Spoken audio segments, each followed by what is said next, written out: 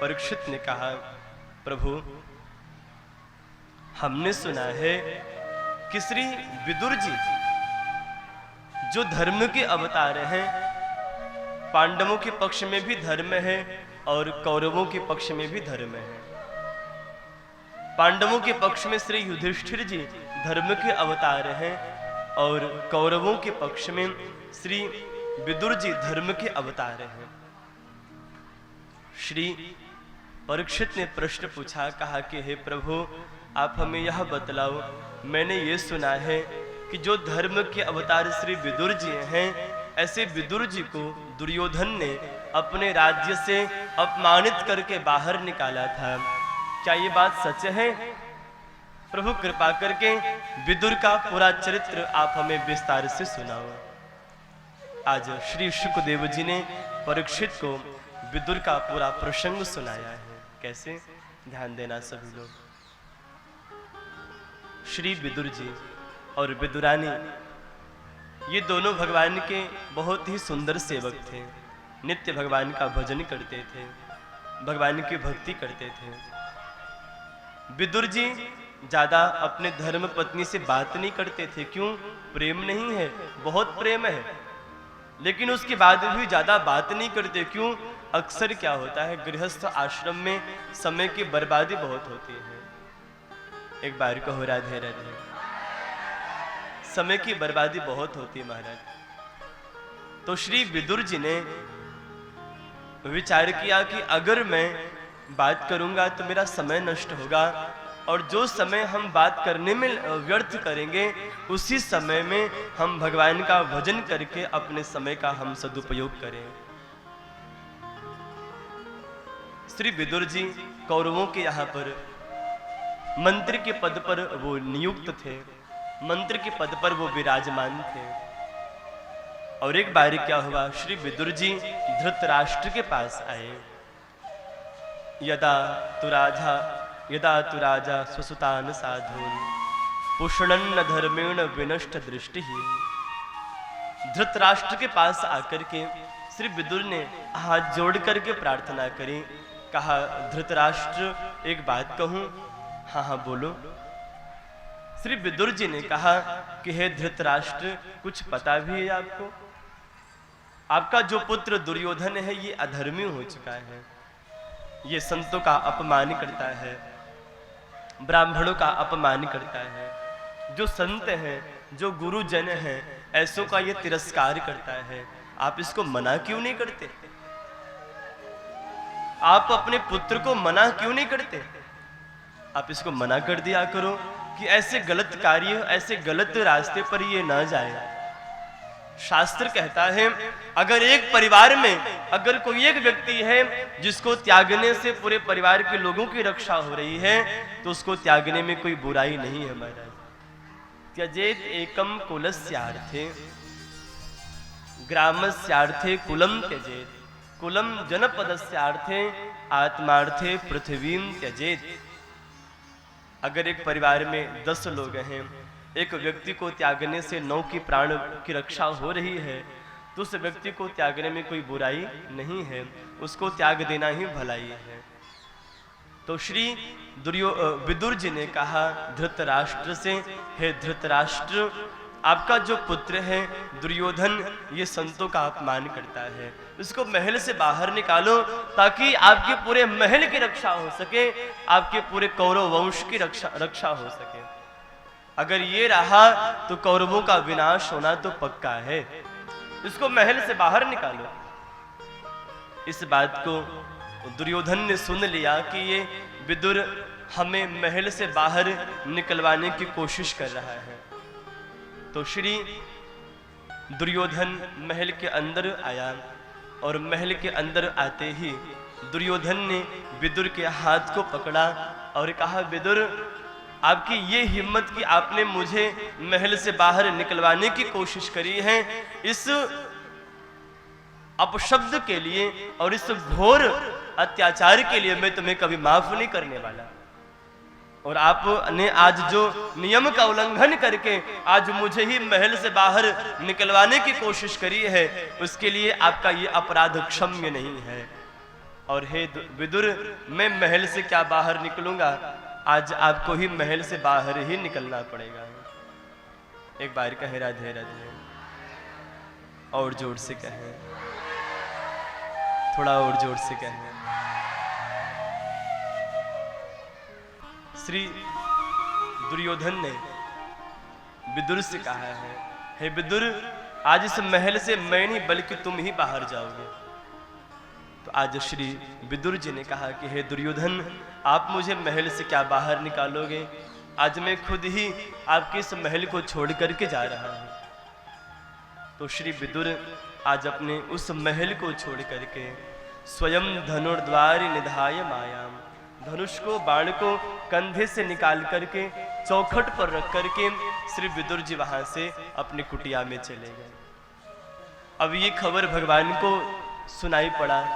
प्रभु ने जब इस खबर को सुना कि दुर्योधन ने भरी सभा में मेरे भक्त विदुर का अपमान किया है, भगवान को सहन नहीं हुआ। श्री प्रभु अपने विदुर, अपने भक्त के अपमान का बदला लेने के लिए आज श्री गोविंद द्वारिकापुरी से रथ पर बैठ करके हस्तिनापुर की ओर चल पड़े हैं, जहां पर विदुर और विदुरानी, दुर्योधन आदि सब निवास करते हैं।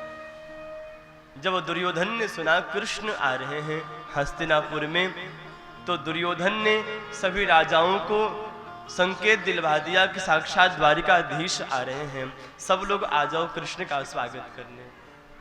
सारे राजा महाराजा सब कृष्ण का स्वागत करने आए। बड़े बड़े राजा महाराजा सब मार्ग में खड़े हो गए महाराज कि कृष्ण आएंगे, द्वारिकाधीश आएंगे और हम उनका स्वागत करेंगे। और आज जब ये खबर विदुर ने सुना, साक्षात द्वारिकाधीश आ रहे हैं, मेरे प्राण प्रियतम आ रहे हैं, जिनकी उपासना, जिनकी वंदना, जिनका पूजन हमने जीवन पर्यंत किया है, आज वो कृष्ण हमारे गांव में आ रहे हैं, हमारे हस्तिनापुर में आ रहे हैं। श्री विदुर जी दौड़ते दौड़ते अपने पत्नी के पास गए हैं, विदुरानी के पास आए हैं। कहा है देवी, देवी, आज बहुत सुंदर खुशखबरी मैं लेकर के आया हूं। विदुरानी ने कहा खुशखबरी? हाँ हाँ। श्री विदुरानी ने कहा कौन सी खुशखबरी? विदुर ने कहा देवी, आज साक्षात द्वारिकाधीश आ रहे हैं, हमारे इस नगर में, हमारे इस गांव में साक्षात द्वारिकाधीश आ रहे हैं, साक्षात गोविंद आ रहे हैं। जैसे विदुरानी ने यह खबर सुना कि हमारे द्वारिकाधीश आ रहे हैं, कृष्ण आ रहे हैं, ये खबर सुनते ही विदुरानी के आंखों में आंसू भर आए, रोने लगी, रोम रोम खड़े हो गए। अरे मेरे गोविंद आ रहे हैं, मेरे कृष्ण आ रहे हैं, मेरे द्वारिकाधीश आ रहे हैं। आंखों में आंसू भर करके रोने लगी और फिर मन ही मन विचार आता है, अरे हम तो दासी हैं, हमें कृष्ण दर्शन नहीं देंगे, हम दासी हैं, हम गरीब हैं, हम कुटिया में रहते हैं, कृष्ण हमें दर्शन नहीं देंगे, कृष्ण का दर्शन हमें नहीं प्राप्त होगा। और वैसे भी वो राजाओं को दर्शन देने आ रहे हैं, हम तो गरीब हैं, हम दासी हैं, हमें दर्शन कैसे प्राप्त होगा? विदुर ने कहा देवी चिंता मत करो, वो कृष्ण भाव के भूखे हैं, वो भात के भूखे नहीं हैं। चलो हम लोग भी चल करके कृष्ण का दर्शन करेंगे, और मुझे विश्वास है पहली बार कृष्ण मुझे देखेंगे, पहला नजर मुझे प्राप्त होगा, पहला दर्शन मुझे प्राप्त होगा। आज श्री विदुर जी और विदुरानी एक दूसरे का हाथ पकड़ करके उसी भरी सभा में आ गए। भयंकर भीड़ महाराज, जनता जनार्दन सब खड़ी है प्रभु का दर्शन करने। बड़े बड़े राजा महाराजा सब चल पड़े हैं प्रभु का दर्शन करने, सब मार्ग में खड़े हैं। और जैसे ही प्रभु का रथ आज हस्तिनापुर में प्रवेश किया है, राजाओं ने स्वर्ण मुद्राओं की वर्षा करी है। प्रभु ने एक बार भी नेत्र ऊपर करके देखा भी नहीं। क्यों? इनके अंदर धन तो है लेकिन अभिमान भी बैठा है। इसीलिए श्री प्रभु ने अपना नेत्र ऊपर करके उन राजाओं को देखा नहीं। और यहाँ तक सारे ब्राह्मण उस मार्ग पर खड़े होकर के वेद मंत्र पढ़ करके भगवान का स्वागत कर रहे हैं, लेकिन प्रभु ने उन ब्राह्मणों को भी नहीं देखा। क्यों? ज्ञान का अभिमान भरा है। भगवान का रथ आगे बढ़ता जा रहा है, बढ़ता जा रहा है। प्रभु का नेत्र झुका हुआ है।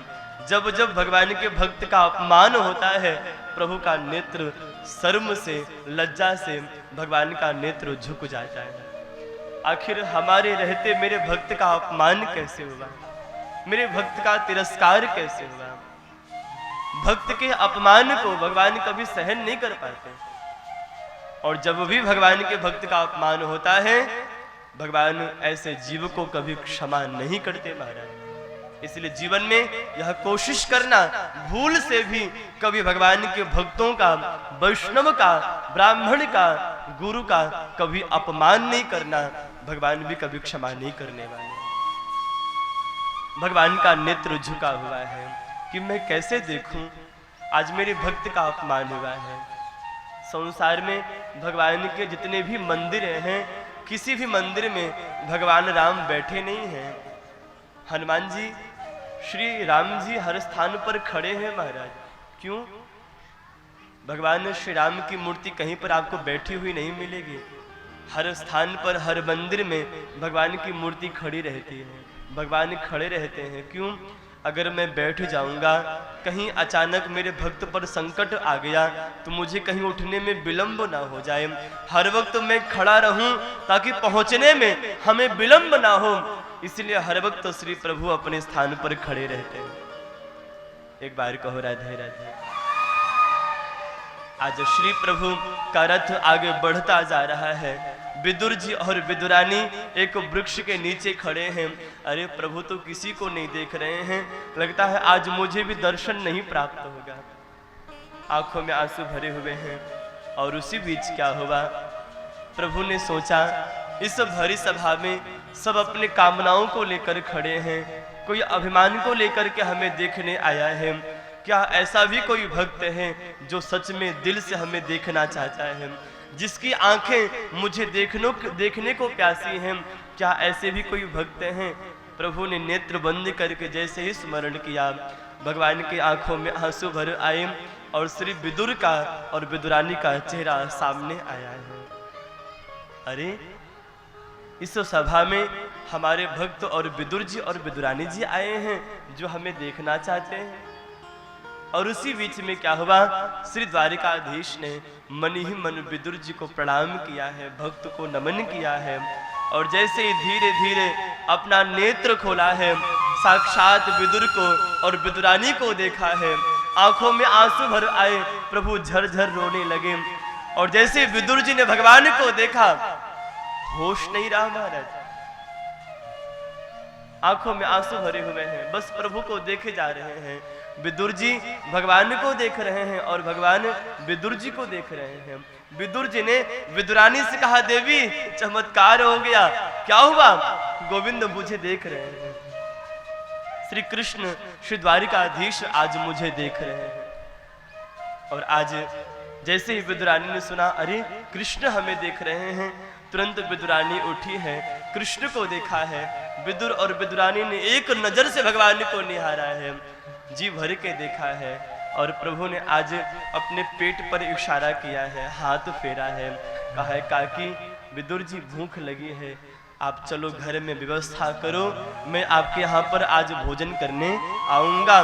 श्री प्रभु ने मन ही मन आज बात करी है, विदुर जी इस इशारे को समझ गए। विदुर जी ने विदुरानी से कहा, देवी विलंब न करो, क्यों? आज गोविंद हमारे यहाँ पर भोजन करने आने वाले हैं, चलो व्यवस्था करो। विदुर जी और विदुरानी एक दूसरे का हाथ पकड़ करके कुटिया में आए हैं। विदुर जी बाजार चले गए सामान लाने के लिए, और यहाँ पर विदुरानी सारी तैयारियां करने लगी, कृष्ण आएंगे। कृष्ण सबसे पहले दुर्योधन के महल में गए, दुर्योधन को समझाया, दुर्योधन आपने पांचों पांडवों के राज्य को बड़े छल से आपने हरण किया है, आप कैसे भी करके पांचों पांडवों का राज्य वापस करो। श्री दुर्योधन ने कहा, सूचग्रे नैव दास्यामि बिना युद्धेन केशवः। हे केशव, जब तक युद्ध नहीं होगा, सुई के नोक के बराबर भी मैं पांडवों को जमीन नहीं देने वाला। आज प्रभु ने देखा इसके अंदर तो अभिमान भरा हुआ है, इसके सर पर रणचंडी सवार है। अरे दुर्योधन, तू जानता है ना, अगर युद्ध होगा तो कितनी माताओं का सिंदूर मिट जाएगा, कितने बच्चे अनाथ हो जाएंगे। तुमको युद्ध करने का भूत सवार है, तुम्हारी ये इच्छा भी मैं जरूर पूरा करूंगा। आज श्री प्रभु ने दुर्योधन को समझाया, दुर्योधन नहीं माना। प्रभु जाने लगे। दुर्योधन ने कहा, कृष्ण कहाँ जा रहे हो? तुम्हारे लिए 56 भोग बनवाया है, जाकर के दासियों से मांगकर खा लो। तो श्री कृष्ण ने कहा, दुर्योधन, भोजन दो ही अवस्था में करते हैं। पहली अवस्था ये है कि जिसको खाना उसके पेट में भूख हो, और दूसरी अवस्था खिलाने वाले व्यक्ति के दिल में प्रेम हो। खाने वाले व्यक्ति के पेट में भूख और खिलाने वाले व्यक्ति के दिल में प्रेम हो, तभी खाने की इच्छा प्रकट होती है। यहाँ पर न मेरे पेट में भूख है और न तुम्हारे दिल में खिलाने का प्रेम है, तो खाने का कोई प्रश्न ही नहीं उठता। और वैसे भी आज विदुर जी के यहाँ पर हमारा निमंत्रण है, उन्हीं के यहाँ पर आज मैं भोजन पाऊंगा। ऐसा कह करके आज श्री प्रभु दुर्योधन के 56 भोग को छोड़ करके जाने लगे। दुर्योधन ने सोचा, कृष्ण ने मेरा अपमान किया है, कृष्ण को आज मारने के लिए, बंदी बनाने के लिए सेनाओं को इशारा किया, अरे सेना, कृष्ण ने मेरा अपमान किया है, इसको बंदी बना लो। और जैसे वो सेना भगवान को बंदी बनाने आई है, श्री प्रभु ने विकराल रूप धारण किया है और कहा है, ये देख गगन मुझ में लय है, ये देख पवन मुझ में लय है, मुझ में विलीन झंकर सकल, मुझ में विलीन संसार सकल, अमरत्व झूलता है मुझ में, संसार झूलता है मुझ में। प्रभु ने आज अपने विराट रूप को धारण करके श्री दुर्योधन को अपना विराट रूप दिखाया है। दुर्योधन कांप गया और आज श्री प्रभु ने अपने क्रोध को शांत करके रथ पर बैठे हैं, विदुरानी के द्वार पर आए हैं।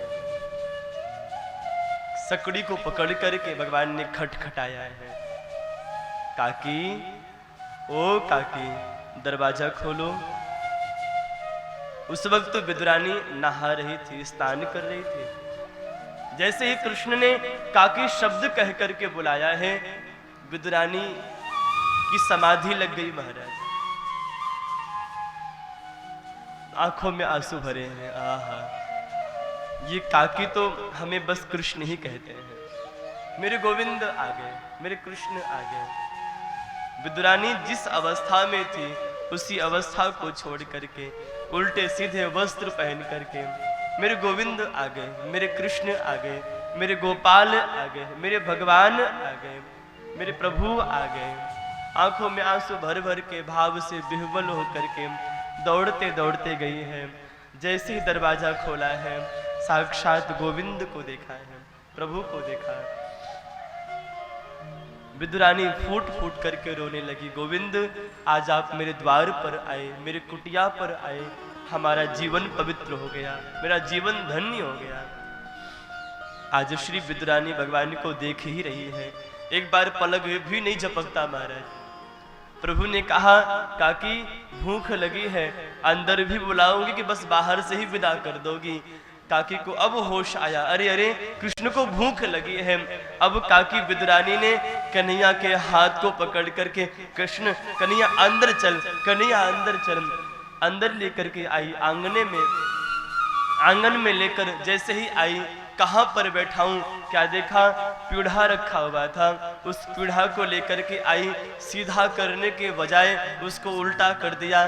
भगवान भाव से विभोर हैं, श्री प्रभु उल्टे पाटे पर बैठ गए, उल्टे पीढ़े पर बैठ गए। काकी भूख लगी है, कुछ खिलाओ। काकी को होश आया, क्या खिलाऊं प्रभु को?